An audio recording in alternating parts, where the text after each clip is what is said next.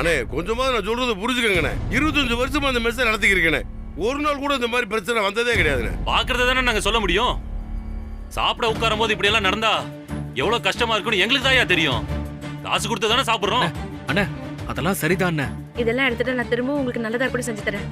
நீங்க இதுக்கு காசு கூட கொடுக்க வேண்டாம். மா உசர பத்தி பேசிக்கிட்டு இருக்கோம், நீ என்னமோ வேற சாப்பாடு தராங்கற, காசு கூட வேணாம்னு சொல்ற. ஏமா உடம்புக்கு ஏதாவது ஒண்ணு ஆச்சுன்னா போன உசர் திரும்ப வருமா?